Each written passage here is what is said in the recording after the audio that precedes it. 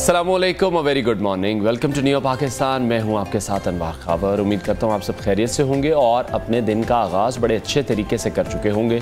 तो सबसे पहले आपसे खुशी की खबर शेयर करेंगे जो कि प्रोग्राम के शुरू में बहुत ही कम होती हैं और जिसका शायद आप सबको इल्म भी हो चुका है कि मुल्क भर में ज़िल-हज का चांद नज़र आ गया है।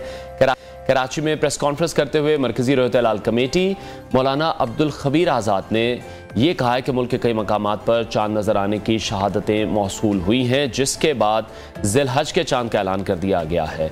उन्होंने कहा है कि इत्तफ़ाक़ राय से फैसला किया गया है कि यकम ज़िल-हज 1444 हिजरी 20 जून बरोज़ मंगल को होगी और ईद उल अज़हा 29 जून बरोज़ जुमेरात को होगी। चेयरमैन रहमतुल्लाह कमेटी मौलाना अब्दुल खबीर की ज़ेर सदारत कराची में रहमतुल्लाह कमेटी का ये इजलास हुआ, जिसमें महकमा मौसमियात और को हुक्काम भी उनकी मुआवनत के लिए मौजूद थे, जबकि बाकी जो अरकान थे उन्होंने भी शिरकत की है। तो ये तो न्यूज़ थी ज़िल-हज के चांद के हवाले से। आगे बढ़ते हैं और प्रोग्राम में शामिल करते हैं टॉप स्टोरी।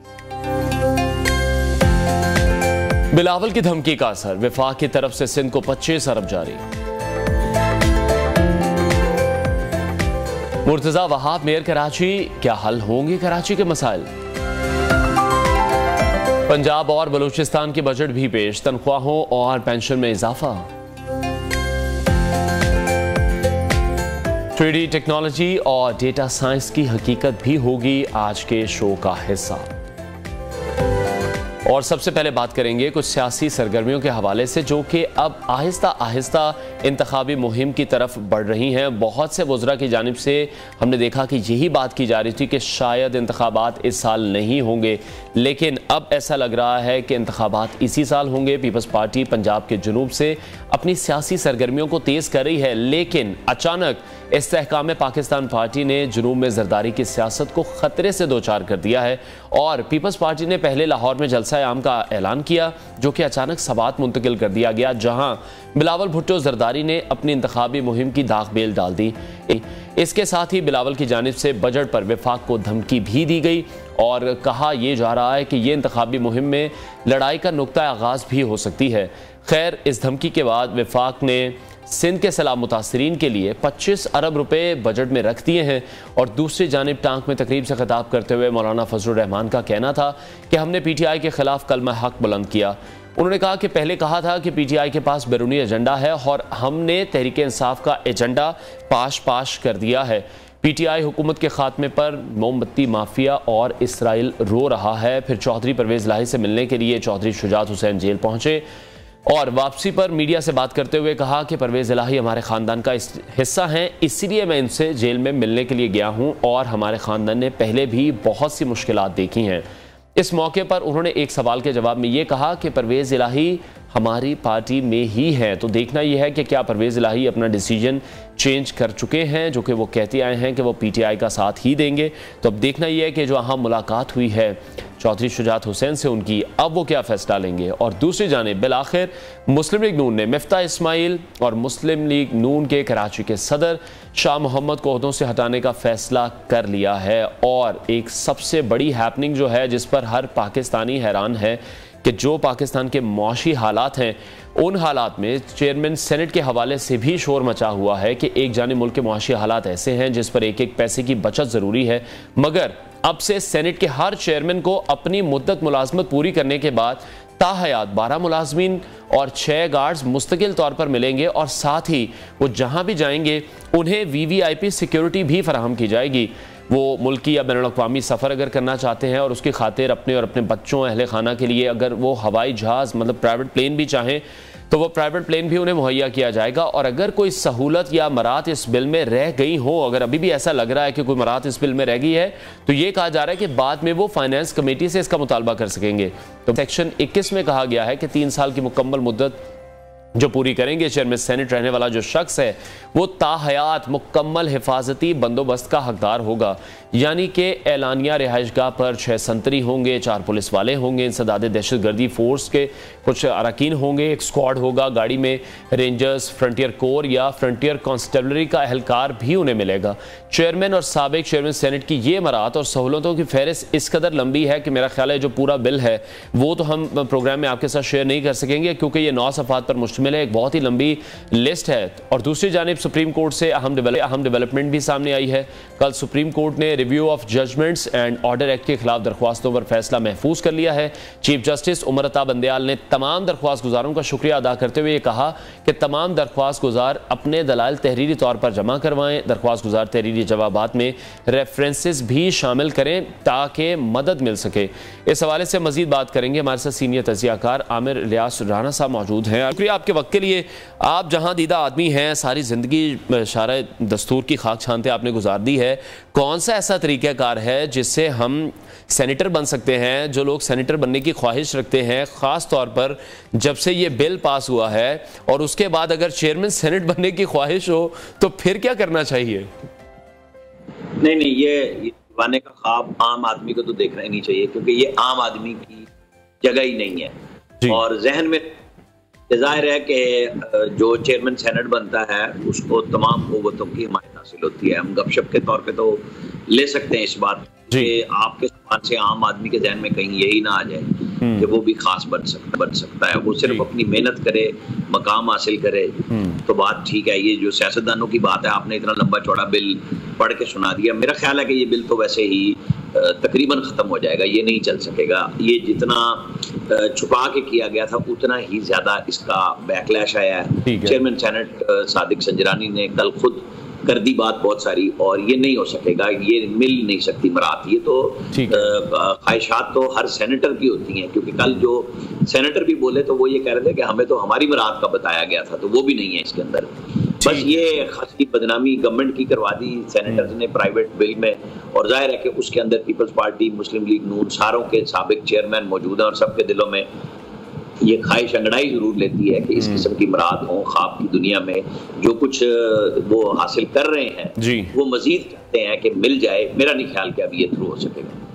ठीक है आमिर साहब, अभी हम देख रहे हैं कि पाकिस्तान पीपल्स पार्टी और मुस्लिम लीग नून के दरमियान जो है वो शायद कहीं ना कहीं कोई इख्तलाफात जन्म ले रहे हैं। आपको ऐसा लग रहा है? क्योंकि जनरल इलेक्शन में तो शायद यही दो पार्टीज़ हैं जो एक दूसरे के मद्दे मुकाबले आएंगी। पीपल्स पार्टी पंजाब में दाखिल होना चाहती है, तो क्या सियासी मंजरनामा आप देख रहे हैं? पहले लाहौर में पीपल्स पार्टी ने जलसा रखा, फिर सवात चले गए, फिर निगरान वज़ीर आला पंजाब जो है वो जरदारी साहब के तहफ़्फ़ुज़ात दूर करने गए थे, या फिर उनसे कोई हिदायत लेने गए थे? देखिए, मैं आपको बताऊं कि लाहौर में जलसा करने के लिए एक सवात से तो नहीं लोग लाए जा सकते। पहले लाहौर में एक दो एक्टिविटीज़ में मुस्तफ़ा नवाज होकर इस्लामाबाद से लोग लेके चले जाते थे, और वो कोई एक्टिविटी छोटी मोटी बन जाती थी। वो अब वो सहूलत भी मुयस्सर नहीं है। तो जो आपने अपने इब्तिदाइये में बयान भी कर दी कि जो नई पार्टी बन रही है वो साइड पे चली गई, और वो जो केक का बड़ा हिस्सा जरदारी साहब चाह रहे थे कि उसमें से उनको मिल जाए, वो छिन भी गया, अलग भी हो गया, और उनके ख्वाब वहां पे बिखरने लगे। नाराजगियां भी होंगी जाहिर है, लेकिन ये सियासत जिनके हाथ में है, जो चला रहे हैं, वो इस तरह नहीं चाहते कि जो पिछली दफा उनके साथ हो गया कि फिर उन्हीं को आंखें दिखानी जाए लगी और सारा कुछ गड़बड़ हो गई। तो चीजें अब एक सिस्टम के तहत चलेंगी। ये गलतफहमी होगी, खास तौर पे मीडिया के अंदर बहुत सारे लोगों ने ये ज्यादा फैलाई कि पीपल्स पार्टी पता नहीं क्या कर लेगी। फिर मैं पहले दिन से कह रहा हूँ, आपके प्रोग्राम में भी बात कही थी कि पीपल्स पार्टी को जो जीटी रोड पे कैंडिडेट मिले हैं वो मिले हैं पीटीआई के जो मुस्लिम लीग नून से हार चुके थे, या उनके थर्ड फोर्थ टीयर, ताकि जरदारी साहब के बैठने का तासुर बनाया जा सके। और तासुर बनाया भी जाना है कि पीपल्स पार्टी विफाक की पार्टी है, और उसका अगर वो कोशिश करते हैं, उस कोशिश में तो किसी को ना इनकार करना चाहिए, ना ये होना चाहिए कि वो क्यों आ रहे हैं, उन्हें आना चाहिए। वो एक विफाक की पार्टी है। उनकी गलतियां लोगों के सामने आ गई जिस दिन जरदारी साहब ने कहा कि हम नहरों के निजाम पे इतने 1000 मेगावाट बिजली बना देंगे, तो वो सिंध के अंदर सारा नहरी निजाम गटर की तरह उबल के बाहर आ रहा है, उसके अंदर तो वो कुछ ना कर सके। वो पंजाब को क्या करने आ रहे हैं? ये सवालात और इनके जवाबात बिलावल भुट्टो को देने होंगे। मेरा अपना ये ख्याल था कि जब गुज़श्ता इलेक्शन के बाद पीटीआई छा गई थी, उसको ले आए थे कि जी इसको ही चलाना है, तो ख्याल मेरा जाती ख्याल ये था, जो दूसरी दफा गलत हुआ। जैसे राजा परवेज अशरफ ने कहा था कि 31 दिसंबर 2008 तक बिजली की लोड शेडिंग खत्म हो जाएगी, इसी तरह ये शायद सिंध में इस दफा ये पीटीआई और नून के मुकाबले में डिलीवरी की तरफ जाएंगे, लेकिन ये नहीं है। लेकिन आपको लग रहा है जिस तरह से बिलावल ने धमकी दी है इस मामले पर कि जो सैलाब मुतासरीन का अगर हमें बजट जो एक्स्ट्रा वो मांग रहे थे वो नहीं मिलता, तो फिर उस पर उन्हें तहफ़्फ़ुज़ात थे और वो कह रहे थे कि फिर इस पर बात होगी, धमकी दे रहे थे कि फिर वो जो बजट है उसको अप्रूव नहीं होने देंगे। साथ ही साथ बहुत सी ऐसी नून लीग की सीनियर लीडरशिप भी है जो ये बातें करती टीवी शोज़ में भी दिखाई दे रही है कि जो सारा बर्डन था इस एक साल में वो मुस्लिम लीग नून पर ही पड़ा है। बेशक पीडीएम इकट्ठी थी लेकिन फेस उसको नून लीग ही करती रही है। साथ ही साथ रात को हमने देखा कि नजम सेठी की जानिब से भी ट्वीट सामने आई है, वो भी मुस्ताफ़ी हुए हैं और ज़राए यही कह रहे हैं कि पीपल्स पार्टी अपना चेयरमैन पीसीबी लगवाना चाहती है। ज़का अशरफ का नाम सामने आ रहा है।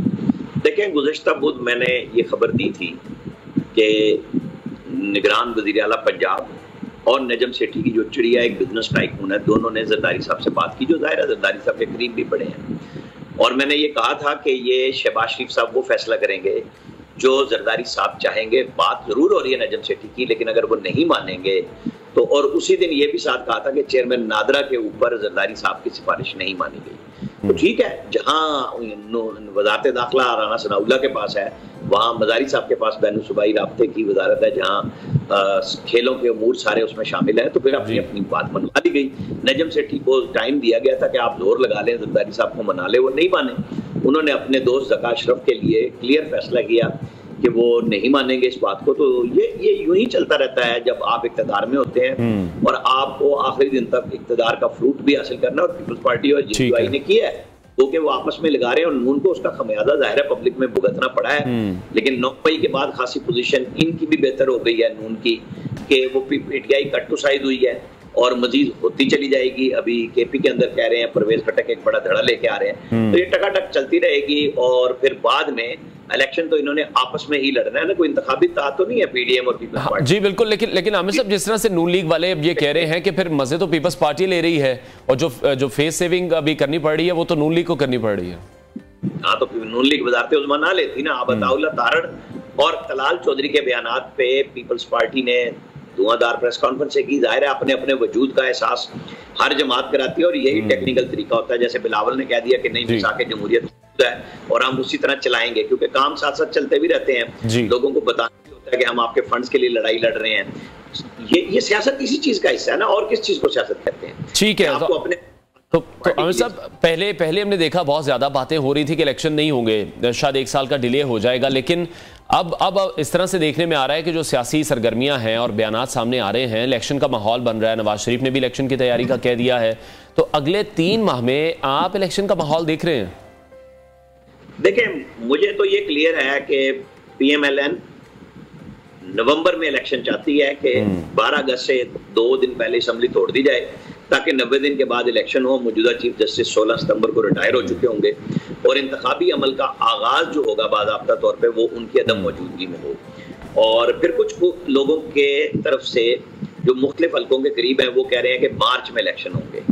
तो उसके लिए 1-2 चीज़ें आइन के अंदर मौजूद हैं कि आप इमरजेंसी लगा देंगे या आप मरदमशुमारी को जाती हुई हुकूमत से मुश्तरका मुफादात कौन सकते हैं उसके ऊपर स्टैंप लगवा दें, जिसके ऊपर एमक्यूएम के भी तहफ़्फ़ुज़ात हैं। पीपल्स पार्टी अपने मकासद हासिल करने के बावजूद तहफ़्फ़ुज़ात का इज़हार इसलिए कर रही है ताकि लोग ये ना कहें कि उन्होंने लड़कों की आबादी में इतना ज़्यादा इजाफा कैसे करा दिया, क्योंकि मरदमशुमारी करने वाले एहलकार तो सिंध हुकूमत के हैं और उनको ऑर्डर्स अपनी हुकूमत के मानने थे। जिस तरह लड़काना की तादाद बढ़ गई और कराची की कम हो गई, ये लड़ाई चलती है।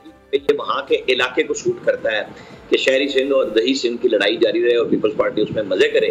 तो ये कोई ऐसी बात नहीं है कि अगर कोई कुव्वत जिसके पास फिर सारा, और आपको हमें पता है कि वो एस्टेब्लिशमेंट है कि सारा इख्तियार निगरान हुकूमत में होगा, इलेक्शन कमीशन उसको संभालेगा और वो समझेंगे कि आजकल जैसे बात चल रही है IMF की, अगर तो वो क्लियर हो जाती है फिर तो कोई इशू भी नहीं रहेगा, मामला बेहतर हो जाएंगे। नहीं होंगे, इलेक्शन डिले करने का नुकसान होगा, फायदा नहीं होगा, ज्यादा चांस और इम्कानात इसी के हैं कि नवंबर में हो जाएंगे। लेकिन ये जब इलेक्शन का माहौल बनेगा ना, बात तभी सब वाज़ेह होगी। ठीक है आमिर साहब, अभी हमने देखा कि जब से वफाकी वज़ीर ख़ज़ाना इसहाक़ डार बने हैं, मिफ्ता इस्माइल को हटाया गया है, उसके बाद से वो पार्टी की जो पॉलिसीज़ हैं उस पर खुलकर तनकीद करते हैं और बात करते दिखाई देते हैं कि जो भी हो रहा है वो ठीक नहीं हो रहा, यही तमाम पॉलिसीज़ मैं कर रहा था तो मुझ पर बड़ी तनकीद होती थी। अब इसहाक़ डार कीमतें बढ़ा रहे हैं तो उनको पूरी सपोर्ट मिल रही है, तो उस पर अब हम देख रहे हैं कि कल से इतला सामने आ रही है कि उनको ओहदे से भी हटाया जा रहा है या हटा दिया गया है। तो दूसरी तरफ एक और साहब हैं शाहिद खाकान अब्बासी, वो भी इसी तरह से बात करते दिखाई देते हैं, लेकिन उन्हें लंदन बुला लिया गया है बात करने के लिए, मुलाकात के लिए। तो ये विद इन द पार्टी जो डबल स्टैंडर्ड्स चल रहे हैं, इसको किस तरह देख रहे हैं, या ये क्या मामला है? ये पाकिस्तानी सियासत का चलन है, राजनीति इसी को कहते हैं जी। आप देखें, कहते हैं कि शाहिद खाकान पार्टी में रहे तो मैं रहूंगा, मतलब पार्टी से तो कोई ताल्लुक ना हुआ मिफ्ता का। मिफ्ता जेन्युइनली तंग थे इसहाक डार लंदन में बैठ के, वो जो नवाज शरीफ ने कहा था ना कि मैं उठ के जा रहा हूँ मीटिंग से फलां, उस वक्त कुछ सारी बातें थी कि जी डार साहब तंग करा रहे हैं मिफ्ता को और उनके मामलात अब सेटल होने जा रहे हैं तो वो पाकिस्तान आना चाह रहे हैं। तो मिफ्ता उसका बदला उतार रहे हैं ना। उनके नजदीक पार्टी की मोहब्बत कोई बड़ी चीज है कि उनको पहले एक दफा वजारत खजाना दी गई, दूसरी दी गई, जिसके ऊपर ट्वीट भी खाजा आसिफ ने किया था 2 हफ्ते पहले, आपको याद होगा जी। क्योंकि वो भी एक कारोबारी आदमी है और उनके भाई भी कारोबारी आदमी है, और वो दूसरी पार्टी को जो अब रांदे दरगाह जिसे कहेंगे हम जी, पीटीआई, उन्होंने माली तौर पे, जाहिर ये नहीं कह सकते कि कैसे, लेकिन उन्होंने बहुत सपोर्ट किया था 2018 के इलेक्शन में। हर कारोबारी आदमी, हर फैमिली यही काम करती है, तो उनके नजदीक जो बेहतर होगा वो उस तरफ चलेंगे। और पार्टी के अंदर अब वो एक इंटेलेक्चुअल अपने आप को शो कर रहे हैं। हमारे ऊपर जब वो भी कीमतें बढ़ा रहे थे तो हंसते हुए बात किया करते थे, मैं क्या करूं, मैं कैसे करूं। जैसे वो कोकोमो बेच रहे थे उसी तरह का मुंह बना के तो पब्लिक का मजाक उड़ाया करते थे मिफ्ता साहब भी। अब उन सबको सारे को सारे फाइनेंशियल रूल्स भी याद आ गए हैं, दुनिया की सारी चीजें याद आ गई हैं। जाहिर है इसहाक डार को उनका तकब्बुर, वो जो डॉलर के बारे में उन्होंने आते ही बयान दिया था वो नहीं डूबा, वो उनके गले पड़ गया। बाकी कोशिशें वो पूरी कर रहे हैं। जाहिर है आज तक IMF के बगैर हम पेमेंट्स कर रहे हैं, और मैंने तो अपनी जो स्टडी की है मेरे साहब में तो जाके अगले साल अप्रैल का जो महीना है वो हमारे लिए सबसे भारी होगा अगर हम IMF में नहीं होंगे। तो उसके पहले की सारी पेमेंट्स पाकिस्तान कर सकता है, मैनेज हो सकती हैं, और अब मैनेज शुरू भी हो गई है। मेरे हिसाब किताब में कोई ऐसा इशू नहीं आएगा, और जो नई हुकूमत आएगी वो एक अच्छा प्रोग्राम IMF से लेगी, क्योंकि दुनिया के साथ तो आपको चलना है। चाहे चाइना रशिया के साथ हमें कोई अपने सॉवरेन फैसले तो करने चाहिए ना, कि जहां हमारा फायदा होगा हम उधर जाएंगे। जैसे शहबाज शरीफ साहब ने 12 ममालिक के साथ गुज़श्ता दिनों में राब्ते किए हैं, IMF के मेंबर जो हैं, कि हम हर वो कोशिश कर रहे हैं जिसके जरिए हम IMF की शराइत पूरी करें। तो पाकिस्तान का यही फर्ज बनता है कि IMF की MD से भी बात करे और IMF के बोर्ड मेंबर से जो सारे ममालिक हैं उनसे भी बात करे और अपनी पोजीशन बताए, और वो पाकिस्तान कर रहा है। आमिर साहब, एक बड़ी अहम मुलाकात हुई, चौधरी शुजात हुसैन परवेज इलाही को मिलने जेल पहुंचे। आपको लग रहा है कि चौधरी शुजात हुसैन मनाने में कामयाब हुए हैं परवेज इलाही को? क्योंकि बयान तो शुजात साहब की जानिब से ही दिया गया है कि परवेज इलाही हमारी ही पार्टी में है, हमारे ही खानदान का हिस्सा हैं, और उस पर फिर मोनस की जानिब से भी हम देख रहे हैं ट्वीट सामने आया है, वो तो मानते नहीं दिखाई दे रहे। तो इस बार परवेज इलाही बेटे की सुनेंगे या भाई की तरफ जाएंगे? देखिए, चौधरी शुजात उनके बड़े मतलब तकरीबन हम उम्र भी हैं दोनों, ये कजन भी हैं, और चौधरी शुजात हुसैन की अहलिया जो हमशीरा हैं वो चौधरी परवेज इलाही की अहलिया हैं। खानदान में इख्तलाफात जाहिर है जब शुरू हो जाएं वो बड़ी मुश्किल से सिमटते हैं। अब चौधरी वजाहत हुसैन जो सगे भाई हैं चौधरी शुजात के, वो पार्टी में वापस आ चुके हैं, उनके बेटे भी आ चुके हैं। अब परवेज इलाही और मुनस इलाही हैं, और जाहिर है जिन हालात में वो इस वक्त मौजूद हैं वो खासे मुश्किलात वाले हैं चौधरी परवेज इलाही पे। और वो मुश्किलात भी इसलिए आई कि उन्होंने कुछ वादे किए थे जब उनको MPA लौटाए गए थे, एतमाद का वोट दिया गया था कि वो असेंबली नहीं तोड़ेंगे, तो भुगत तो वो उसको रहे हैं। चौधरी शुजात साहब का बयान आया, परवेज इलाही साहब बाहर आएंगे तो कहेंगे। पाकिस्तान की सियासत में कभी भी कुछ नहीं कहा जा सकता कि कब कौन सा रुख इख्तियार कर ले, क्योंकि परवेज इलाही साहब को भी चीजें समझ आ रही हैं, उनको बताया जा रहा है वहाँ पे सालिक जो शुजात साहब के बेटे हैं, जहाँ सालिक और मुनस की बहुत ज्यादा कजनों की आपस में लड़ाई है जी। तो लेकिन तरीके से वजाहत साहब ने इन्हीं सालिक पे इल्जाम लगाया था और वापस भी ले लिया था कि मुझसे गलती हो गई थी। उन्होंने कहा था जरदारी साहब ने इन्होंने पैसे लिए। तो यहाँ पे कोई वो आखिरी चीज नहीं है कि जब मुश्किलात आती हैं तो खानदान के लोग ही एक दूसरे की मदद किया करते हैं। चौधरी साहब वहाँ गए हैं, उनकी B क्लास भी अप्रूव हो गई है। हमें देखना होगा, ये ईद से पहले शायद कोई फैसला हो जाए। ठीक है, बहुत शुक्रिया। सीनियर तजियाकार आमिर इलियास राना हमारे साथ इन कॉन्वर्सेशन थे। ब्रेक लेते हैं, ब्रेक के बाद नाज़रीन आपको दोबारा ज्वाइन करेंगे। Stay with us.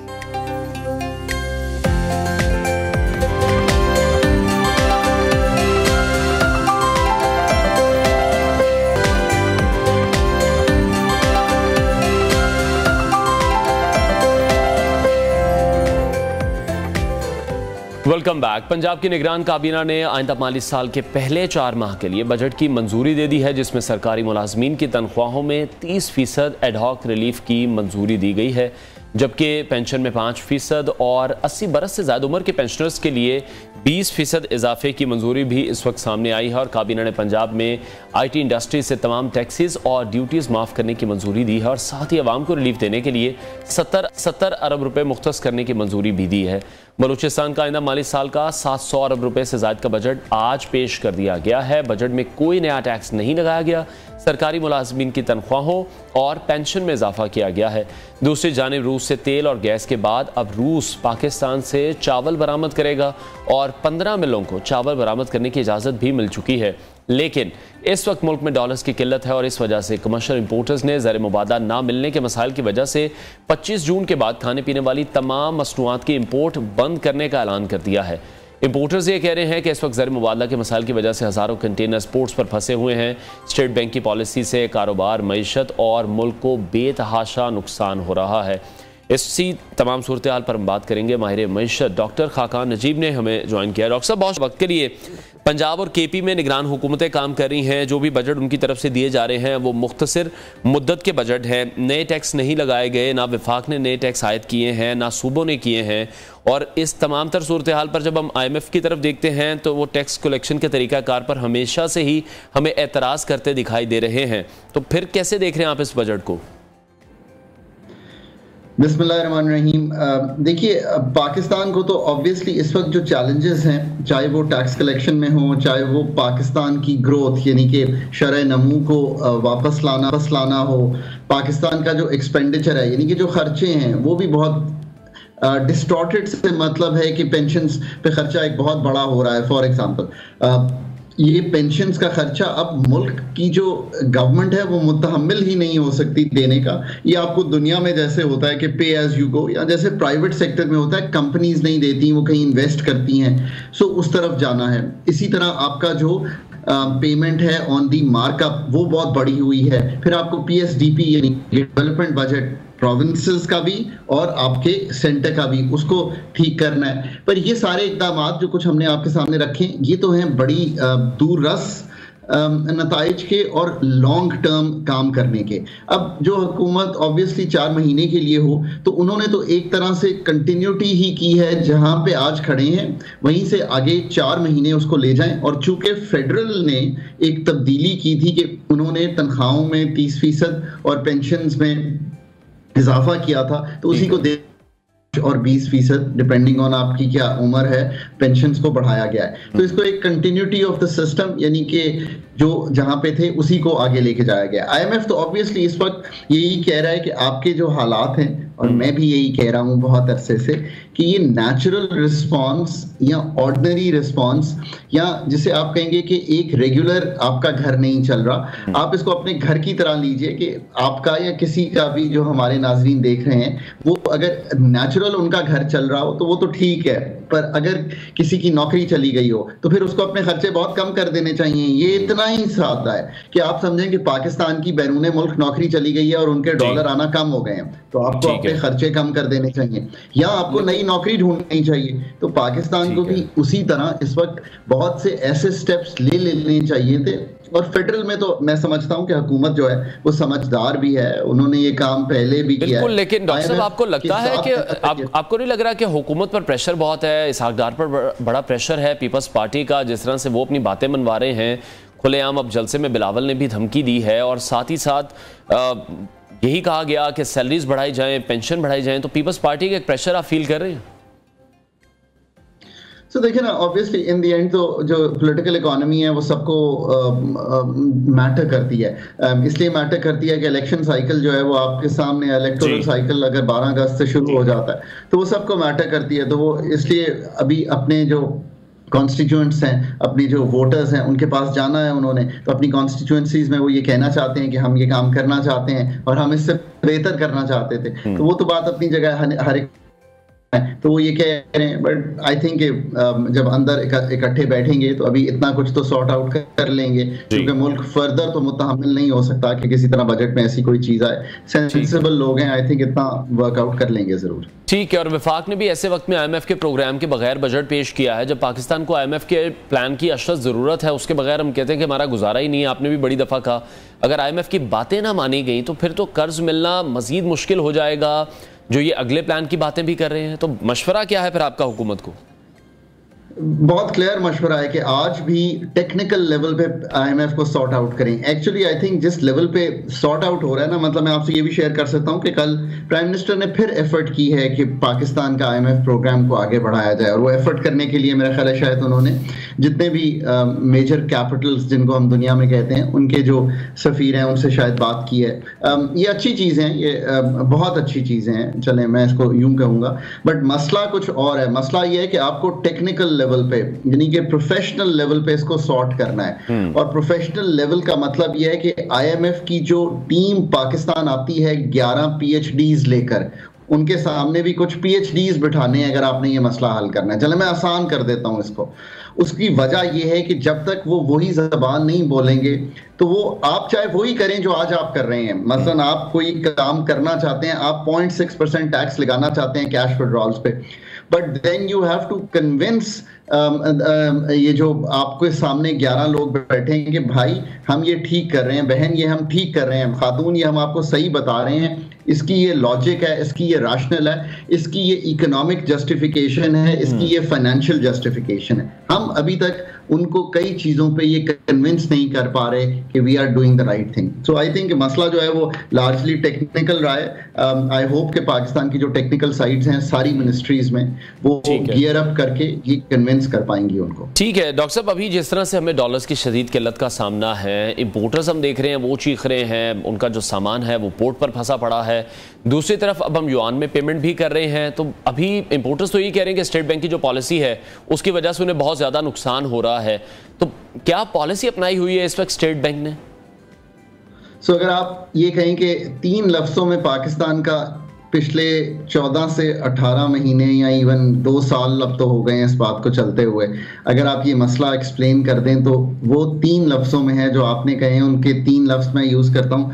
पाकिस्तान एक डॉलर लिक्विडिटी क्रंच में है। इस डॉलर लिक्विडिटी क्रंच से पाकिस्तान को निकालना है। आईएमएफ के अलावा कोई इस काम को कर नहीं सकता, बिकॉज ये काम उनका पेशा है, ये काम उन्होंने दुनिया भर में किया है। दैट इज व्हाट क्रिएटेड, ये जिसको हम ब्रेटन वुड्स इंस्टीट्यूशंस कहते हैं, वर्ल्ड बैंक, आईएमएफ का काम उसमें ये है। अब अगर ये काम होगा, $1 अरब आईएमएफ के आएंगे, 2-3 अरब फ्रेंडली कंट्री से आएंगे, कुछ चाइना से पैसे आएंगे, कुछ कमर्शियल पैसे मिलेंगे, तो सोचें आपके रिजर्व्स अगर $8-10 अरब पे होंगे तो ये सारे जो आपके मसाइल हैं जो आपने सही बयान किए हैं, जैसे ये आपके इम्पोर्टर्स हैं, ये दूर हो जाएंगे। और अल्लाह करेगा किसी स्टेज पे तो हमने ये करना है ना। आप भी दुआ करें। मैं तो जब भी अब टीवी पर आता हूं तो ये बात जरूर कहता हूं कि आप जब भी नमाज पढ़ें, अल्लाह के हजूर हाजिर हो, तो ये दुआ करें कि अल्लाह ये उनके दिमाग में भी, आईएमएफ के भी और हमारे अथॉरिटीज के भी ऐसी चीज डाल के हम कर सकें ताकि लोगों को तकलीफ ना हो। बिल्कुल डॉक्टर साहब, दुआओं की आप बात कर रहे हैं, बिल्कुल दुरुस्त फरमा रहे हैं। दुआएं हालात बदल देती हैं, नसीब बदल देती हैं, लेकिन उसके लिए भी तो कुछ इस्लाहात तो चाहिए, हुकूमत को भी चाहिए। अभी हम चेयरमैन सेनेट के हवाले से अपने प्रोग्राम के शुरू में बात कर रहे थे कि किस तरह से उन्हें फैसिलिटेट करने के लिए एक प्लान जो किया गया है और एक बिल लाने की कोशिश की जा रही थी। अभी पास होता है नहीं होता, लेकिन जो मरात थी उसमें वो हम चौंका देने वाली थी। हुकूमत एक तरफ बचत प्लान का ऐलान कर रही है कि बाज़ारों को जल्द बंद किया जाए, मुल्क भर में सोलराइजेशन का फ़रोग किया जाए, लेकिन आपको क्या लग रहा है कि सिर्फ एक चेयरमैन सेनेट के लिए इतनी मरात जो कि गिनना भी मुश्किल है वो समझ से बालातर हैं, सेनेट चेयरमैन को होशरुबा मरात देने का ये सोचा ही क्यों गया जो मुल्क में इस वक्त हालात हैं? क्योंकि आम आदमी तक तो वो खबर पहुँच गई। मैं इस पे 2 आरा रखता हूँ जो मुख्तलिफ हैं। एक मेरी राय ये है कि जो लोग काम करें उनको उनका हदिया, चाहे आप अपनी पेशे में काम करते हैं, आपके कैमरामैन अलहदा काम करते हैं, कोई खातून घर पे काम कर रही हैं, इस तरह से सेनेट चेयरमैन अपनी काम कर रहे हैं, उनका एक माकूल हदिया जो है वो ज़रूर मिलना चाहिए। पर दूसरी राय मेरी बड़ी क्लियर ये है, और उसमें मुझे कोई शक व शुबे की गुंजाइश नहीं है, वो ये है कि इस वक्त ऐसा वक्त नहीं है। आपको जब भी इस लेवल पे कोई काम किया जाए या कोई ऑप्टिक्स जो है उनको मद्देनजर रख कर ये काम करना चाहिए। उसकी वजह ये है कि पूरे मुल्क में जब पावर्टी यानी कि शराए गुर्बत से लोग नीचे गिर रहे हों इन्फ्लेशन, कीमतों का बढ़ना लोगों को बहुत ही तकलीफ दे रहा हो, specially middle income and high and low income earners को।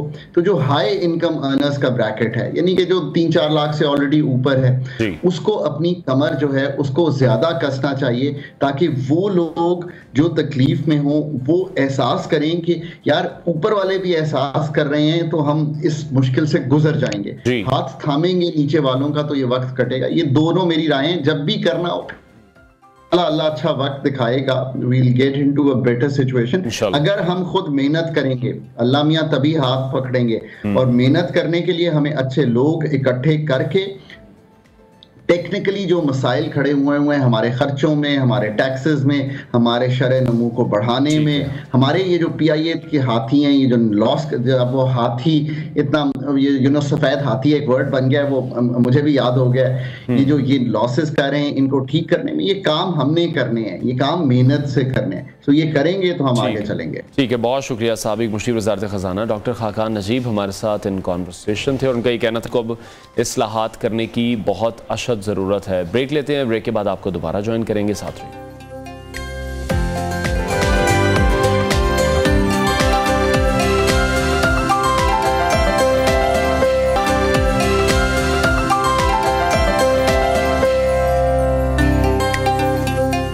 Welcome back. और अब खेल के मैदान से एक अहम खबर शामिल करेंगे, जहां PCB मैनेजमेंट कमेटी के सरबराह नजम सेठी चेयरमैन क्रिकेट के इस वक्त ओहदे से मुस्ताफ़ी हो गए हैं और वो क्रिकेट बोर्ड की दौड़ से बाहर हो गए हैं। चेयरमैन पाकिस्तान क्रिकेट बोर्ड के मामले पर हमने देखा कि मुस्लिम लीग नून और पीपल्स पार्टी के दरमियान गुज़श्ता कई रोज़ से तनाज़ा चला आ रहा था।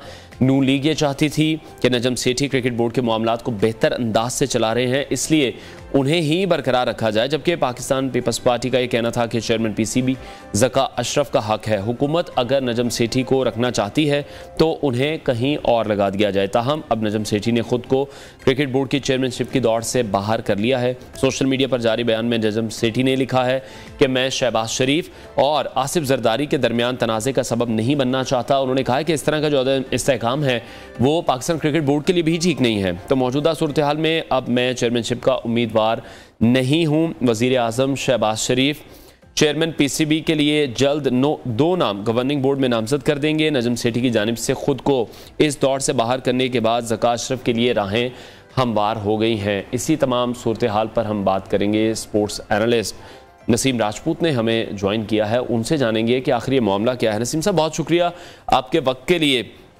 नजम सेठी की अगर हम बात करें तो पाकिस्तान में इंटरनेशनल क्रिकेट को वापस लाए PSL की सूरत में, फिर बाद में भी टीमों का एक वो एतमाद बिल्डअप हुआ और तकरीबन तमाम टीमें आ चुकी हैं पाकिस्तान में खेलने के लिए सिवाय हिंदुस्तान के।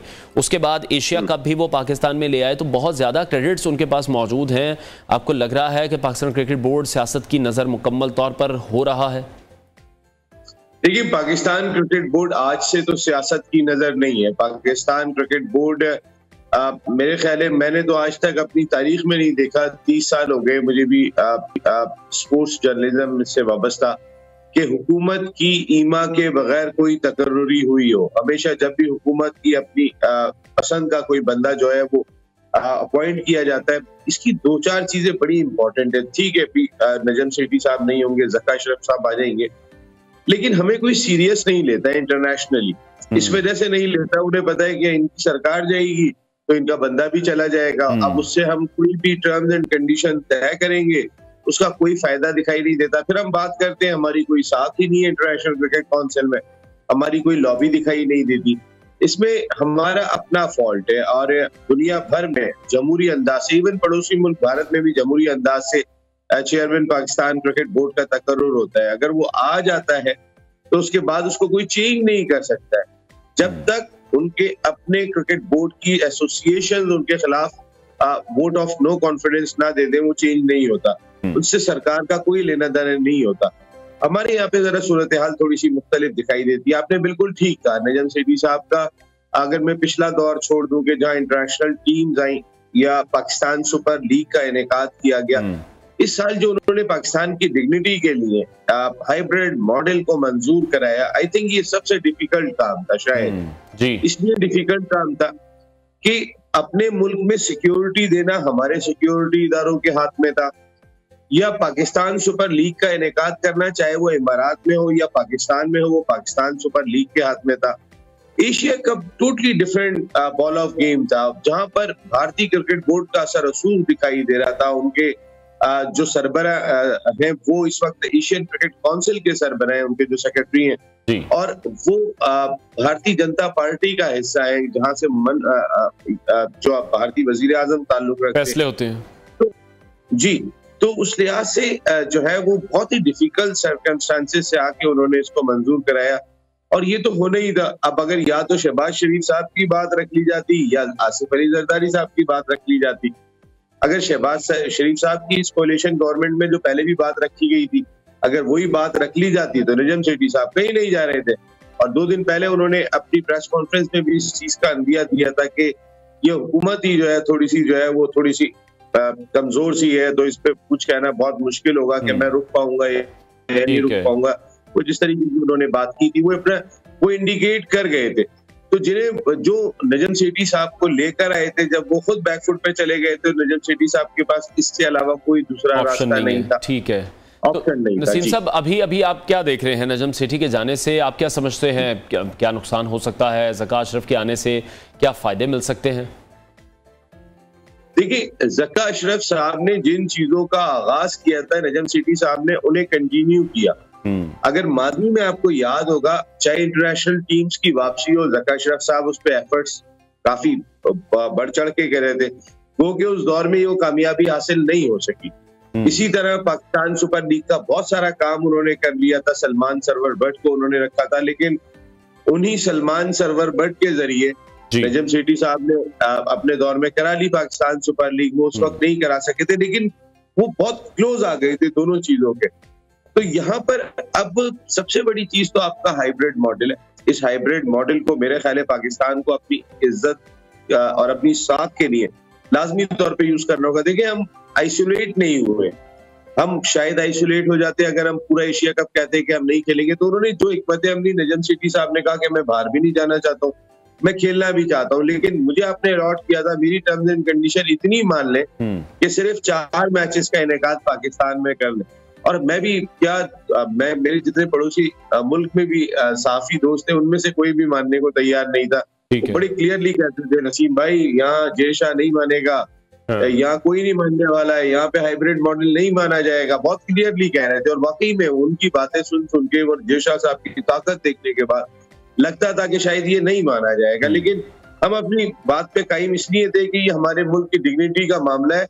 अब क्रिकेट के हवाले से हम बहुत पीछे दिखाई देते हैं, तो उसमें अगर कोई बात हमारी अगर रखी जा रही है तो that is called over dignity, तो उसको हमने सपोर्ट करना चाहिए। तो उसको सपोर्ट भी किया जी, और वो मंजूर हो गया। तो मेरे ख्याल में ज़का अशरफ साहब को उन पॉलिसीज को लेके चलना चाहिए। देखिए, इस कोalition गवर्नमेंट का पता नहीं है कितना अरसा चलेगी, कितना अरसा नहीं। नसीम साहब, आप ये देख रहे हैं कि जिस तरह से नजम सेठी साहब अभी स्टेप डाउन कर चुके हैं, तो अब जो नेक्स्ट पीसीबी चेयरमैन हैं वो ज़का अशरफ ही होंगे। देखिए, मोस्ट प्रोबेबली तो वही होंगे। देखिए, असल तो अब तक इसी वजह से तो इतनी सारी कोशिशें हुई हैं। वो आसिफ अली जरदारी साहब के दोस्त हैं, बहुत करीबी साथी हैं, और इस मामले में आसिफ अली जरदारी साहब ने बहुत स्टैंड लिया। उन्होंने कोई नहीं सुनी। इवन के शहबाज शरीफ साहब ने बड़े नवाज शरीफ साहब के जरिए भी बहुत कोशिश की थी कि किसी तरीके से नजम सेठी साहब ना जाए, लेकिन वो नहीं रुक सके। आपको पता है, हम क्रिकेट पे ही रहते हैं, वरना वो चेयरमैन नाजरा साहब वाली बात आ जाएगी कि वो वजारत दाखिला के अंडर में आता है, तो आईपीसी मिनिस्ट्री के अंडर में पाकिस्तान क्रिकेट बोर्ड आता है। तो जब ये फार्मूला तय पाया था कोalition गवर्नमेंट के मौके पे, ये बात तय थी कि जिसकी वजारत होगी उसके अंडर में जो भी महकमे आएंगे उनका तकर्रुर वो ही करेंगे। इसीलिए वजारत दाखिला ने चेयरमैन नादरा को चेंज कर दिया। और यहाँ पर अगर आप देखते हैं तो सूरत हाल बिल्कुल मुख्तलिफ। वही आईपीसी मिनिस्ट्री ने चेयरमैन पाकिस्तान क्रिकेट बोर्ड को चेंज कर दिया। तो जाहिर है जिसकी वजारत थी उसने डिसीजन ले लिया। और इसमें मेरा ख्याल है शायद शहबाज शरीफ साहब स्टैंड लेने की बहुत हद तक सोच रहे थे, लेकिन हालात ऐसे मुवाफिक नहीं थे। और इन हालात के अंदर शायद कोalition गवर्नमेंट के अलावा सबकी सुननी पड़ती होगी कि हालात को कैसे लेके चल रहे हैं। ज्यादा बिगाड़ने की नहीं हो रही है, मामला बहुत वैसे ही इतने उलझे हुए, माशी तौर पे मुल्क का हालात आप सबके सामने दिखाई दे रहे हैं। तो शायद ऐसे में सेठी साहब ने मुनासिब समझा कि वो लेकिन मैं एक बात जरूर कहूंगा कि ज़का अशरफ साहब बहुत ही डिसेंट आदमी है, जिस तरह नजम सेठी साहब है, उन पॉलिसियों को लेके चले, उन्हें खुद नहीं पता, तो मामला बेहतर ही रहेंगे। ठीक है, बहुत शुक्रिया। सीनियर स्पोर्ट्स एनालिस्ट राजपूत हमारे साथ इन कॉन्वर्सेशन थे। ब्रेक लेते हैं, हेडलाइंस के बाद आपको दोबारा ज्वाइन करें।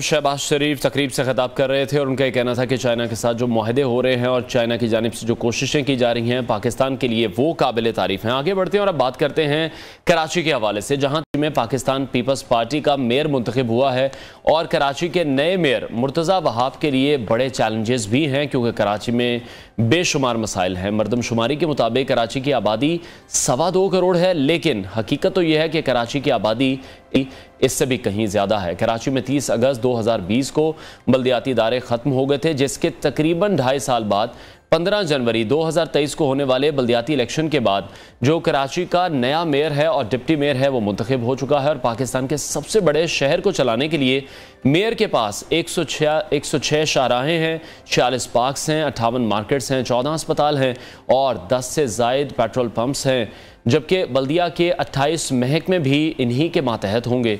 एमसी की ज़मीन पर मौजूद दुकानें और पेट्रोल पंप्स के किराए, चिड़ियाघर और चार्ज्ड पार्किंग से भी बल्दिया को आमदनी होती है, लेकिन हुकूमत सिंध की मदद और बल्दिया की आमदनी के बावजूद हर माह तनख्वाहों की अदायगी के लिए केएमसी को 4 करोड़ रुपए कम पड़ जाते हैं। और अब कराची के शहरियों को अपने नुमाइंदे मेयर और डिप्टी मेयर मिल चुके हैं।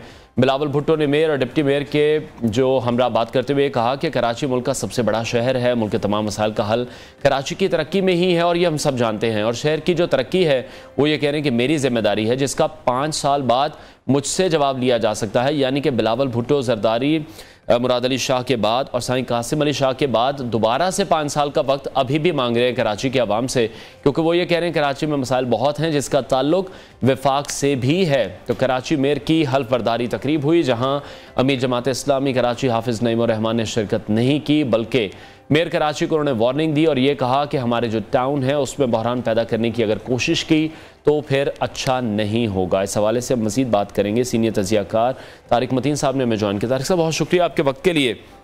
कराची में बात पर हम देख रहे हैं जमात इस्लामी को अभी भी एतराज़ात हैं, नौ मुंतखब मेयर खुद मुंतखब नहीं थे, ये भी आप जानते हैं। दूसरा, जमात इस्लामी की तरफ से JIT बनाने का जो मुतालबा है वो भी सामने आ रहा है। अनवर, शुक्रिया न्यू, अस्सलाम वालेकुम। यार देखिए, प्रॉब्लम ये है कि मेयर तज़ा, ये नाम नासिर हुसैन शाह साहब ने दिया था, मुर्तजा को मेयर तज़ा था, वो कराची को आपने कहा ना मिल गए हैं, तो वो कराची को दे दिए गए हैं। मिल गए हैं, ज्यादा मुनासिब जुमला ये होगा, क्योंकि अब भी ये बहस बाकी है कि क्लिफ्टन के और DHA के इलाकों में रिपोर्टर्स जाके जहां खुद इंटरव्यूज करके आ गए उन लोगों के जिन्हें रखा गया था, तो उन रिपोर्टर्स से भी जब पूछे ना आप कि कहां गए थे, कैसे गए थे, कौन लेकर गया था, तो वो बताते ये हैं कि कहीं गए थे, कोई लेकर गया था और वो कहीं रखे गए हैं। तो ये तो एक बहुत बड़ी हकीकत है जिस तरह से मेयर कराची का इंतखाब हुआ, तो सब जानते हैं। दूसरा, पर्सन स्पेसिफिक कानून साजी की गुंजाइश कहीं नहीं होती। हमारे यहाँ वो पहले ही कर ली गई और मुर्तजा वहाब साहब के लिए कोई भी मेयर हो सकता है, यानी मेयर जीत चुका हो अपनी कॉन्स्टिट्यूएंसी और उसके बाद मेयर का इंतखाब लड़ा हो, ये भी खत्म कर दिया गया। तो एक अजीब से अंदाज में लाए गए मुर्तजा वहाब साहब। और इसमें एक बहुत बड़ी हकीकत यह है कि कराची को एक बार फिर एक ऐसा मेयर मिल गया है या एक ऐसा रिप्रेजेंटेटिव मिल गया है कि जो कराची के लोगों में कुछ चीजें पॉपुलर हैं, तमाम चीजों को, लेकिन कुछ चीजें पॉपुलर हैं, उनको जानता है, तो वो उन पर सोशल मीडिया पर और मीडिया पर अच्छा खेल सकता है। ये जरूर हुआ है। मुर्तजा वहाब साहब के पॉजिटिव्स बहुत सारे, लेकिन इसकी बुनियादी, इसकी बेस ही गलत है कि वो जिस तरह से आए हैं उस तरह से नहीं आना चाहिए था। तो हम कामरान टिसोरी साहब को देखते हैं ना, समोसा खा रहे हैं, पराठा खा रहे हैं, प्याला होटल पे चाय पी रहे हैं, तो ये हमने डे 1 से ही देख लिया। मुर्तजा वहाब साहब को पहले भी देख रहे थे अब भी, कि वो ये जो कराची में पॉपुलर चीज है, कोयटा होटल की चाय और सड़क किनारे बैठकर वो लच्छा पराठा खाना, तो वो उन्होंने कर लिया है। बट चैलेंजेस कोयटा होटल की चाय से और लच्छा पराठे से कहीं बड़े, बहुत बड़े हैं। सोशल मीडिया पर जो नजर आता है उससे कहीं बड़े हैं। जी, लेकिन तारिक साहब, जिस तरह से हमने देखा एडमिनिस्ट्रेटर कराची भी वो पहले रह चुके हैं, शायद सियासी मामलात को वो मैनेज कर लें। आप किस तरह से देख रहे हैं, एडमिनिस्ट्रेटर कैसे होंगे? कराची के मामलात को बदलने की सलाहियत है उनमें, कैपेबल हैं उस तरह से? देखिए, मुर्तजा वहाब साहब की सलाहियतों की अगर आप बात करें ना, तो एक पढ़े लिखे हैं, 2 यंग हैं, 3 रोशन ख्याल हैं, कानूनदान हैं, तो ये तो उनके पॉजिटिव्स हैं। नेगेटिव तरह से मैंने बात शुरू की थी कि जिस तरह से बंदा अच्छा है, तरीका गलत है तो तरीका ही गलत है, बस इससे आगे क्या बात की जाए इस पर। ठीक है। दूसरा, मुर्तजा वहाब साहब को जो शहर मिला है, ये शहर इतना मुश्किल है, उसी तरह उतना ही आसान भी है। आसान इसलिए कि आधे के करीब शहर जो है उसको एडमिनिस्टर करना ही नहीं है, यानी जो कॉन्स्टिट्यूएंसीज या हिस्से शहर के कैंटोनमेंट के अंडर हैं उनको देख लें और बाकी के शहर को देख लें, तो आपको ऐसा लगता है कि आप कोई 19-20 का नहीं, 20-2 का फर्क देख लें। बाकी कराची जो है वो सफाई, इंतजाम, सहूलियात के हवाले से 2 है, और जो कैंटोनमेंट वाला कराची है वो 20 है। आप लाहौर में, मैं लाहौर में 13 साल रहकर आया हूं, तो हम देखते ना, लाहौर में कैंटोनमेंट का, DHA का इलाका और मॉडल टाउन का इलाका और शहर के बहुत से इलाके, जौहर टाउन का इलाका, ये वो हैं जिनको आप 19-20 कहेंगे, बिल्कुल। लेकिन कराची में ये जो फर्क है कैंटोनमेंट का और बाकी कराची का, ये 20-2 का फर्क है। बाकी कराची जो है उजड़ा हुआ है, वो ऐसा लगता है यतीम लावारिस कराची है। जो कैंटोनमेंट बोर्ड्स वाला कराची है वो बहुत वेल मैनेज्ड कराची है, वो एक अलग दुनिया लगती है। ठीक है तारिक साहब, जिस तरह से अभी पब्लिक ट्रांसपोर्ट को लेकर काम शुरू किया गया है, पानी का वहाँ पर मसला है, टैंकर माफिया वहाँ पर मौजूद है, और किसी भी इदारे की सरपरस्ती के बगैर, किसी सियासी शख्सियत की सरपरस्ती के बगैर ये तमाम मामलात नहीं चल सकते। फिर कूड़ा करकट के बड़े मसाइल हैं, बारहा हम ये सुनते हैं कि कराची जगह जगह वहाँ पर कूड़ा ही पड़ा होता है। ये थोड़ा सा बेहतर हुआ है पिछले कुछ अरसे में, जो कूड़े का मसला है ना, ठीक है, ये में थोड़ा सा बेहतर हुआ है। लेकिन अब भी मैं अगर बात करूं 8 साल पहले के नंबर्स की, तो बात होती थी 13,000 टन रोजाना कचरे की। अब ये आबादी जो है वो 3.5 करोड़ के करीब आबादी कराची में काम करने वाली एनजीओज के मुताबिक, तो ये तो अब बहुत ज्यादा बढ़ चुका है। इसको संभालना कराची की जो अब नई शहरी हुकूमत है, उसको सिंध हुकूमत का मुकम्मल ताउन हासिल होगा, तो ये इनके लिए आसान होना चाहिए। ये वसीम अख्तर के लिए आसान नहीं था, ये मुस्तफा कमाल के लिए आसान नहीं था, इनके लिए पहले से आसान होना चाहिए, क्योंकि इनको वसाइल का रोना उस तरह से नहीं रोना पड़ेगा, पहले वाले रो रहे थे। बिल्कुल ऐसी है। ठीक है, तो तारिक साहब, बिलावल अभी भी ये कहते दिखाई दे रहे हैं कि अब हमसे जो बात की जाए वो 5 साल बाद की जाए, तो बिलावल से अब ये कौन पूछेगा कि साईं काइम अली शाह भी थे, मुराद अली शाह भी थे, ना सिर्फ कराची आपके पास था बल्कि पूरा सिंध था, तो मजीद कितने साल चाहिए अब पीपल्स पार्टी को जवाब देने के लिए? देखिए, मैं इस शहर में ना रोजाना इन्हीं, और अभी भी मेरे सामने सड़क के सामने डॉक्टर आसिम का घर, वो मुझे यहाँ से बैठ के नजर आ रहा है। कराची में पाकिस्तान पीपल्स पार्टी के बड़े रहनुमा साबिक वकील वजीर, मैं इस विंडो से देख रहा हूँ, सामने डॉक्टर आसिम का घर है। तो मैं आपको बताऊं, ये जो शहर है, ये शहर 15 साल मुसलसल, और इससे पहले भी बार बार पीपल्स पार्टी संभाल चुकी है जी। तो तब भी अगर कुछ नहीं कर सके तो आप क्या कर लेंगे, ये इस शहर की सबसे बड़ी हकीकत है।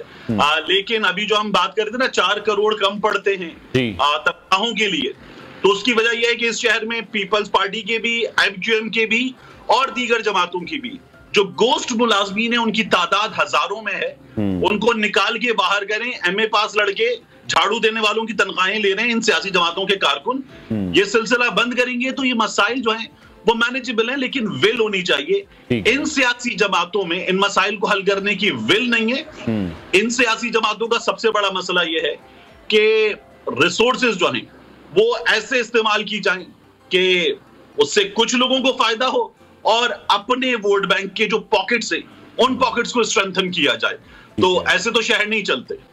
ठीक है, अब अभी हम देखते हैं कराची जो है वो कच्ची आबादियों का शहर बन चुका है। सबसे बड़ा मसला जो इन आबादियों को रेगुलेट करने का है, जहाँ ना कोई मनसूबाबंदी है, कोई प्लानिंग नहीं है, कोई बिल्डिंग कंट्रोल नहीं है। पहले नाले पर बिल्डिंग बनती है और उसके बाद फिर बगैर सोचे समझे गिराना शुरू कर देते हैं। यहाँ जो सुप्रीम कोर्ट ने नस्ला टावर का केस सुना है, यहाँ बड़े बड़े महकमे ने इन आबादियों के, कच्ची आबादियों के मसाइल को हल करने के लिए कानून साजी और अमल दरामद के फैसले किए हैं, वो बड़े बड़े इदारे और वो बड़ी बड़ी इमारतें भी कब्जे की जगहों पर, नाजायज जगहों पर बनी हुई हैं, तो बाकी के शहर का हाल क्या हो सकता है आप खुद अंदाजा कर लें। इस शहर में कुछ ही फासले पर जहां मैं बैठा हूं, यहां से 9-0 बंद हुआ था, अब तक वो सियासी जमात मांगती है, उन्हें नहीं मिलता। अब एक और मरकज बंद हो गया है, वो सियासी जमात मांग रही है, उन्हें नहीं मिलता। लेकिन किसी भी वक्त, किसी भी जगह इस शहर में कोई भी शख्स उठ के किसी भी चीज पर कब्जा कर सकता है, और फिर वो कब्जा जब खत्म होता है ना, तब खत्म होता है जब वो सियासी जमात जो है वो मुश्किल हालात में आती है, तब कब्जा खत्म होता है, उससे पहले कानून सोया होता है। तो ये तो यहाँ सरकारी इमारत हो या गैर सरकारी इमारत हो, जायज इमारत हो या नाजायज इमारत हो, तमाम के साथ है। आप कच्ची आबादियों की बात करें, इस शहर की जो बाकायदा बड़ी प्लान्ड सोसाइटीज या हाउस प्रोजेक्ट्स है, उनका हाल बहुत बुरा है। यहाँ तो एक एक गली खुदी हुई है इस शहर की, और ये इसलिए नहीं कि काम की वजह से खुदी हुई है, तबाह हो चुकी है इसलिए खुदी हुई है। ठीक है, तो तारिक साहब, अभी जब भी हम देखते हैं कराची को लाहौर से ही कंपेयर किया जाता है या मिसालें कोट की जाती हैं, जिस तरह से आपने भी बात की है, लाहौर के बहुत से ऐसे एरियाज़ हैं जो कंटोनमेंट की अगर बात करें तो 19-20 का फ़र्क ही है। जिस तरह से रोड्स बड़े शानदार हैं, ग्रीन बेल्ट्स मौजूद हैं, ट्रांसपोर्ट का एक नेटवर्क पूरा मौजूद है, मेट्रो बस है, मेट्रो ट्रेन है, तो जो अच्छी पब्लिक ट्रांसपोर्ट है वो कराची के जो शहरी हैं उनका भी देरीना ख्वाब है। अगर वफाक की बात करें तो उन्होंने लाहौर में, रावलपिंडी में, मुल्तान में ट्रांसपोर्ट के अच्छे मंसूबे शुरू किए, तो कराची में भी इस पर कोई काम हो रहा है, इस पर भी एक बड़ी सरमायाकारी तो दरकार है। तो कब ये लग रहा है कि जो इस तरह के मंसूबे हैं कराची वालों को भी मिलेंगे, साफ सड़कें उन्हें भी मिलेंगी? काम शुरू हो चुका है इस पर, और ये एक पॉजिटिव है। कुछ पॉजिटिव्स में से कुछ पॉजिटिव्स तो हैं। कराची में अब पिंक बस है, पीपल्स बस है, उसके अलावा इमरान खान साहब ने इफ्तिताह किया था, मियां नवाज शरीफ साहब ने यानी मुकम्मल भी किया था, ग्रीन लाइन की जमात ने शुरू किया था, ग्रीन लाइन कराची में शुरू हो गई। तो पब्लिक ट्रांसपोर्ट के हिस्से में कुछ काम आया है, लेकिन कराची वाले जो हैं उन्हें अब तक सबसे बड़ी जो बसेस की तादाद या पब्लिक ट्रांसपोर्ट की सूरत में चीज मयसर है, वो इंतहाई खटारा, वो इंतहाई कचरा किस्म की सर्विस है, और उस सर्विस को एक माफिया चला रहा है, और उस माफिया को हमारी हर बार की ट्रांसपोर्ट मिनिस्ट्री जो है वो मुकम्मल सपोर्ट करती है, और वो माफिया इन तमाम अच्छी सर्विसेज को हमेशा खराब करता है। मुस्तफा कमाल साहब के दिनों में ये जो आज ग्रीन लाइन है ना, ये चल चुकी थी, उस वक्त भी नहीं चलने दिया गया। अब भी शहर में जितने डेपो हैं उनके अंदर वो खड़ी हुई हैं, और ऐसा लगता है शहर के लोगों का पैसा जो था वो हराम का पैसा था, वो अब वहां पर उन गाड़ियों का कब्रिस्तान बन चुका है। तो इन सर्विसेज को जो अब शुरू हुई हैं, this is too little too late, but अब भी बेहतर किया जा सकता है, इसमें काम शुरू हुआ है। ठीक है, बहुत शुक्रिया। सीनियर तजियाकार तारिक मोतीन हमारे साथ इन कॉन्वर्सेशन थे। ब्रेक के बाद आपको दोबारा ज्वाइन करेंगे।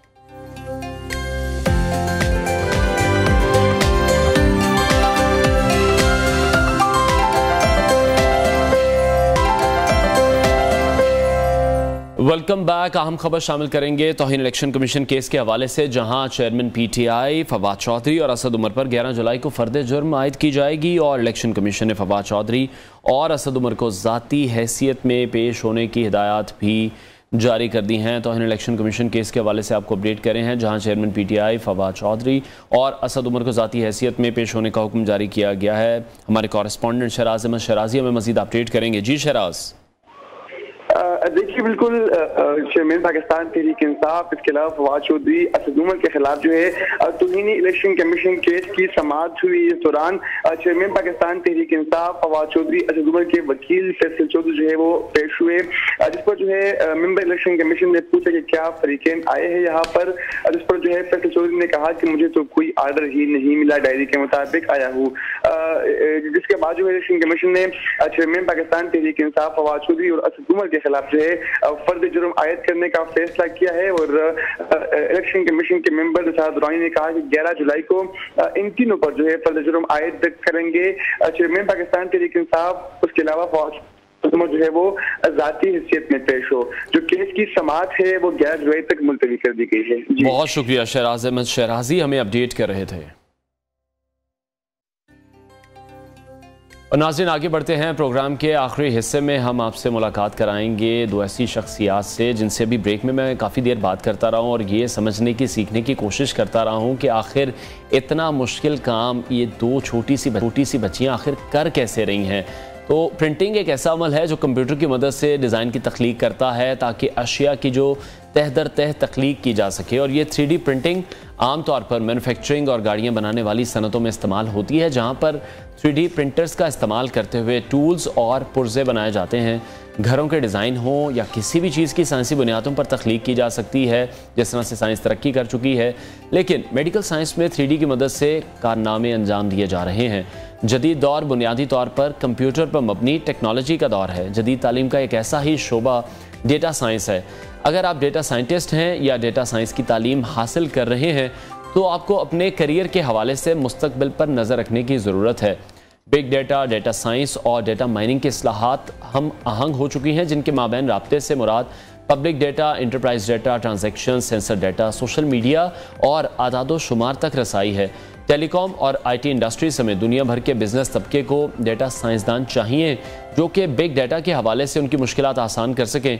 और इन दोनों महारतों में बहुत ही कम उम्र बच्चियां हमारी मेहमान हैं, उनसे आपकी मुलाकात करवाएंगे। हमारे साथ स्टूडियोज़ में मौजूद हैं हिमा खान हैं, 3D आर्टिस्ट हैं, और नूर फातिमा डेटा साइंटिस्ट हैं। दोनों बहनें हैं और बड़ा ही ज़बरदस्त काम कर रही हैं। मैं हैरान हुआ इनसे मिलकर जब मैंने भी इनसे ब्रेक में बात की है। जमाइमा और Noor, welcome to the show. Thank you so much कि आप हमारे शो में आई हैं। 3D आर्टिस्ट बनना एक आसान काम नहीं है, और स्पेशली इस एज में, जिस एज में अभी आप हैं, मतलब हम इस एज में या क्रिकेट खेल रहे होते थे या कुछ और गेम्स खेल रहे होते थे, तो आप तो इनोवेशंस कर रही हैं। पहले ऐसे ही था जैसे बच्चे पेपर्स पर ड्राइंग बनाते हैं, तो अभी कंप्यूटर पर ये सारा काम, इसका थोड़ा सा प्रोसेस हमें बताएं।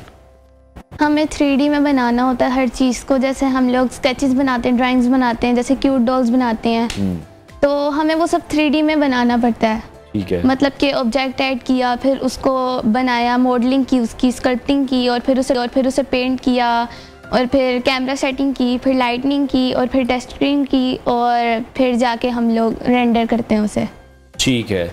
तो नूर, जैसे आप डेटा साइंटिस्ट हैं, तो अगर हम डेटा इकट्ठा करने की कोशिश करें कि पाकिस्तान में कितने ऐसे यूट्यूबर्स हैं या फेसबुक के कितने अकाउंट्स हैं, तो वो इसमें पॉसिबल है? बेसिकली जो डेटा साइंटिस्ट है उसका काम क्या होता है?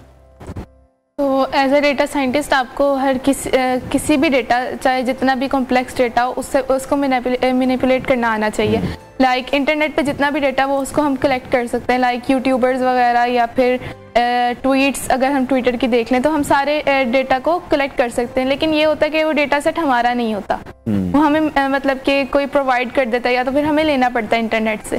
फिर उसको मैनिपुलेट करना, उसके ट्रेंड्स दिखाना कि इस एज, मतलब कि 2005 से लेके 2021 तक क्या ग्रोथ थी किसी चीज़ की, और आगे क्या इसकी एक्यूरेट प्रेडिक्शंस बताना, ये सब वगैरह होता है। ठीक है। तो जमाइमा, शुरू से ही ड्राइंग में लगाव था? शुरू से ही था। मैं बचपन में, फादर इस तरफ ले आए, मदर ले आई? मैं बचपन में बहुत ज़्यादा ड्राइंग्स करती थी। अच्छा। तो जब मैं बहुत छोटी थी, मैं अपने टीचर को दिखाती थी, क्लास टीचर को दिखाती थी, क्लासमेट्स को दिखाती थी, वो मुझे बहुत अप्रिशिएट करते थे और इम्प्रेस होते थे कि मैं इतनी सी एज में इतनी अच्छी ड्राइंग कर लेती हूँ। और जब भी मैं कोई स्केचेस वगैरह बनाती थी तो मेरी फैमिली मुझे कहती थी कि आप और अपने स्किल को इन्हेंस करो, इसी में ही करो, और आगे इसी फील्ड को चूज़ करना। और जब मैं थोड़ी सी बड़ी हुई तो मैं कार्टून देखती थी, 3D कार्टून्स देखती थी। ठीक है। तो मुझे वो बहुत ज़्यादा अच्छे लगते थे मुझे, और बहुत क्यूरोसिटी होती थी कि वो कैसे बनते हैं, मतलब कि उनका प्रोसेस क्या होता है। तो मैंने अपने पापा से कहा कि मुझे ज़रा बताएं कि मैं देखूं इनको, और मैं भी ऐसा ही करना चाहती हूँ, मैं भी 3D एनिमेशन ही करना चाहती हूँ। ठीक है। लेकिन जिस तरह से हमने देखा टेक्नोलॉजी जैसे जैसे डे बाय डे चेंज हो रही है, तो इतनी कम एज में टेक्नोलॉजी को अडॉप्ट करना भी एक बहुत बड़ा काम है। जैसे हम लोग हैं, अभी भी फ़ोन्स के कितने ऐसे सेटिंग्स हैं या फंक्शंस हैं जो हमें नहीं आते, तो आप किस तरह से कर रही हैं? ये बहुत मुश्किल है। जब मैंने ब्लेंडर को चूज़ किया तो सबसे पहले तो मैंने देखा उसकी शॉर्टकट कीज़ को, फिर मैंने उन सब की प्रैक्टिस की। जैसे शिफ्ट A की प्रैक्टिस की, उधर मेन्यू बार आ जाता था, तो मैं उसकी प्रैक्टिस करती रहती थी डे बाय डे, तो मेरे स्किल और इंक्रीज़ होने लग गए। खुद ब खुद ही मेरे हाथ चलते थे उसमें, मुझे खुद ब खुद ही पता चलता था कि मैंने इस ऑब्जेक्ट से क्या बनाना है। और इसको किस तरह से मॉडलिंग करनी है। ठीक है, तो अभी तक सीखने के प्रोसेस में हैं या कोई प्रोफेशनल काम भी कर रही हैं? और जिस तरह से अभी ब्रेक में मुझे आपके फादर ने कुछ बताया था, मैं टीवी पर डिस्क्लोज नहीं करना चाह रहा, आप एक जॉब भी कर रही हैं? जी, मैं और अच्छी खासी मोटी तगड़ी सैलरी भी ले रही हैं? मैं फ्रीलांसिंग करती हूँ और कुछ बच्चों को टीच भी करती हूँ, जूम पे क्लासेस देती हूँ। अच्छा, तो वो बच्चे कितने हैं बच्चे? मतलब आप खुद अभी बच्ची हैं, तो आप बच्चों को अभी से टीच कर रही हैं? वो भी मेरी एज के ही हैं। अच्छा, ठीक है। और उनको भी इस चीज़ में बहुत इंटरेस्ट है, तो मैं चाहती हूँ कि मैं उनको भी सिखाऊं और मैं अपना यूट्यूब चैनल भी बनाऊंगी और उन बच्चों के लिए जिनको इसमें इंटरेस्ट है। ठीक हो गया। अच्छा नूर, आपने अभी तक कौन कौन से प्रोजेक्ट्स पर काम किया है और आप भी अभी जमाइमा की तरह प्रोफेशनली आपने काम शुरू कर दिया हुआ है? जी, मुझे इटली से उन्होंने थ्रू लिंक्डइन मुझे कनेक्ट किया था, आईटी बेस्ड कंपनी एक्चुअली वो, और फिर उन्होंने मेरा इंटरव्यू लिया तो उनको मतलब कि उन्होंने मुझे पास कर दिया और फिर उन्होंने मुझे इंटर्नशिप पर रखा हुआ है। ठीक है, तो अभी आप किस क्लास में हैं?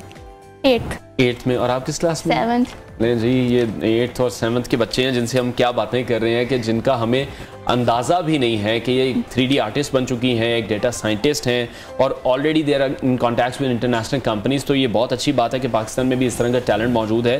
नूर, डेटा साइंस जो है वो जदीद दौर का जदीद टूल है, तो डेटा साइंस पर तो बाकायदा डिग्री भी होती है, तो वो डिग्री क्या है, उसका आपको है कुछ आइडिया? यस, अब जैसे कि अगर हम आगे यूनिवर्सिटीज़ और कॉलेजेस में जाते हैं तो वहाँ पे वो डिग्रीज स्टार्ट करते हैं और वहाँ से वो हमें फिर बेसिक लेवल से स्टार्ट करते हैं। ये होता है कि उस एज में काफ़ी ज़्यादा लेट हो गया होता है और उसमें कंपटीशन बहुत ज़्यादा हो जाता है। अगर हम अर्ली एज से शुरू कर देंगे तो वहाँ तक पहुँचने तक हमें मतलब कि आसानी भी होगी उन डिग्रीज़ में। लाइक आर्टिफिशियल इंटेलिजेंस की डिग्री होती है, डेटा साइंटिस्ट की होती है, पाइथन डेवलपर एंड ऑल, मतलब कि आईटी में हर एक कंसेप्ट की अलग अलग डिग्रीज होती हैं। तो उनको मैं पहले से पढ़ना शुरू कर रही हूँ ताकि आगे भी मुझे आसानी हो और मैं अपने कम एज में कुछ कर लूँ। ठीक है, तो फिर आपसे तो बहुत से लोग कांटेक्ट करते होंगे एसईओ को लेकर या क्रिप्टो को लेकर। आपके पास तो काफ़ी इन्फॉर्मेशन है और आपका एक्सपीरियंस भी अब काफ़ी है। एसईओ और क्रिप्टो वाला पार्ट मेरा नहीं है क्योंकि मेरा प्रोग्रामिंग का है, लाइक वेबसाइट डेवलप करना। अब जैसे इस न्यूज़ चैनल की भी एक वेबसाइट होगी, लाइक इस तरह की वेबसाइट्स बनाना। हैक तो नहीं करते ना? नहीं। अच्छा, ठीक है। इस तरह की वेबसाइट्स बनाना या तो फिर प्रोग्राम्स बनाना, डेटा को विजुअलाइज करना, अच्छे अच्छे प्रोग्राम्स बना के उनसे कुछ डेली लाइफ चीज़ों को इजी करना। ठीक है, तो जो हैक हुई होती है अगर कुछ वेबसाइट्स या कोई भी पेजेस हैक होते हैं तो उसको रिस्टोर कर सकते हैं, वो आपको आता है? मेरी फील्ड दूसरी है। ठीक है, वो साइबर सिक्योरिटी है। वो साइबर सिक्योरिटी से साइबर सिक्योरिटी है, वो प्रोग्रामिंग ही बिल्कुल डिफरेंट है जी।